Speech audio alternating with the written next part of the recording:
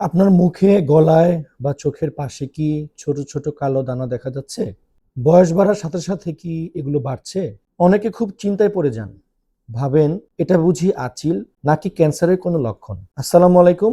আপনাদের সাথে আছি আমি ডক্টর মশিউর মতিন।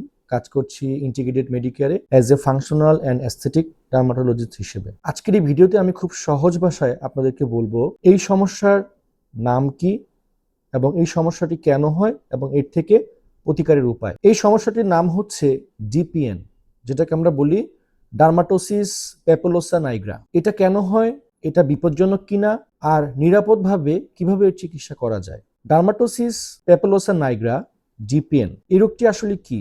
ডিপিএন হলো ত্বকের উপর ছোট কালো বা বাদামি রঙের নরম দানার মতো গ্রোথ, যেটা এক ধরনের স্কিন ডিজিজ এবং যেটা স্কিনের উপরেই হয় এবং দেখতে অনেকটা ছোট কালো দানার মতো দেখা যায়। এগুলো সাধারণত দেখা যায় হচ্ছে মুখে, চোখের চারপাশে, গলায়, বুকে বা পিঠে। এটা কোনো ক্যান্সার নয়, এটা ছোঁয়াচেও নয়, এটা মূলত একটি বিনাইন স্কিন কন্ডিশন।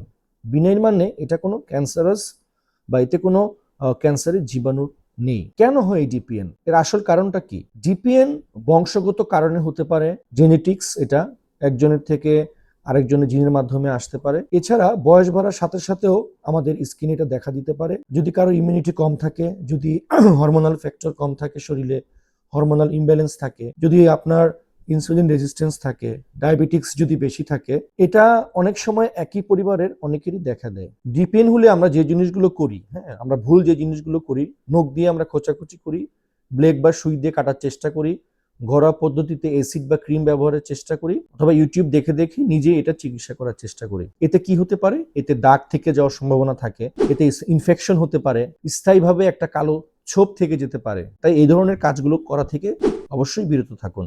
ডিপিএন এর চিকিৎসার উপায় কি, মানে কিভাবে এই ডিপিএন থেকে আপনারা মুক্তি পেতে পারেন? ডিপিএন এর ক্ষেত্রে সবচেয়ে গুরুত্বপূর্ণ যে কথা সেটি হচ্ছে এটা ওষুধ খেয়ে ভালো হয় না, এটা সার্জিক্যাল প্রসিজারের মাধ্যমেই এটাকে ঠিক করতে হয়। আমরা বর্তমানে যারা অ্যাস্থেটিক ডার্মাটোলজিস্ট রয়েছি তারা এটাকে ইলেকট্রোকটারি বা লেজারের মাধ্যমে রিমুভ করে থাকে। এই প্রসিজারগুলো, ইলেকট্রোকটারি এবং লেজারের প্রসিজারগুলো কিন্তু খুব সহজ এবং খুব দ্রুত করা যায় এবং এখানে প্রায় ব্যথা থাকে না বললেই চলে এবং কোনো রক্তপাত হওয়ার ঝুঁকি নেই, কোনো সেলাইও লাগে না। তাই আপনারা যারা এই ধরনের সমস্যায় ভুগছেন তারা কিন্তু বাসায় যে জিনিসগুলো করলে খারাপ হবে সেগুলো না করে একজন অভিজ্ঞ ডার্মাটোলজিস্টের পরামর্শ নেবেন। তাহলে কি হবে? তাহলে আপনার চিকিৎসাটা ভালো হবে এবং পার্মানেন্ট আপনি এই সমস্যা থেকে সমাধান পাবেন। এই ডিপিএন চিকিৎসা নেওয়ার পর কিছু জিনিস আপনাদেরকে মেনে চলতে হবে। স্বাভাবিকভাবে যারা ডিপিএন এ ইলেকট্রোকটারি করেন এদেরকে আমরা বলি কিছু দিনের জন্য সূর্যের আলো এড়িয়ে চলার জন্য, ডাক্তারের নির্দেশিত যে ক্রিমগুলো আছে সেগুলো ব্যবহার করার জন্য এবং 5 থেকে 7 দিনের মধ্যে আমরা এই ডিপিএন থেকে একটা ভালো রেজাল্ট পাবো যদি আমরা ঠিক সঠিকভাবে এর চিকিৎসাটা করি। ঠিকভাবে যত্ন নিলে ভালো ফেসিয়াল স্কিন ক্রিম ব্যবহার করলে ডিপিএন চিকিৎসার পরে এই রোগ থেকে অনেকখানি মুক্তি পাওয়া যায়। যদি কারো এই ধরনের সমস্যা হয়, যদি কারো মুখে এরকম কালো দানা দেখা যায়, যদি মুখের সৌন্দর্য নষ্ট হয় এগুলোর কারণে, তাহলে আপনারা অবশ্যই এটার চিকিৎসা দ্রুত করাবেন। আমি ডক্টর মশিউর মতিন, ইন্টিগ্রেটেড মেডিকেয়ারে ডিপিএন এর চিকিৎসা অনেকদিন থেকেই করে আসছি। আমাদের এখানে অত্যাধুনিক মেশিনারিজ রয়েছে। আমরা এখানে ইলেকট্রোকটারির মাধ্যমে, লেজারের মাধ্যমে এই ধরনের চিকিৎসার সমাধান করে থাকি এবং এটা সম্পূর্ণ নিরাপদ, ব্যথামুক্ত। এখানে কোনো সাইড এফেক্ট হওয়ার কোনো ঝুঁকি থাকে না। একটা জিনিস অবশ্যই মনে রাখবেন, ডার্মাটোসিস প্যাপুলোসা নাইগ্রা ভয়ঙ্কর কিছু না, কিন্তু ভুল হাতে বা ভুলভাবে ট্রিটমেন্ট করলে এর সমস্যা আরো অনেক বড় এবং জটিল হতে পারে। তাই সঠিক চিকিৎসায় খুব সুন্দরভাবে সমাধান নিন।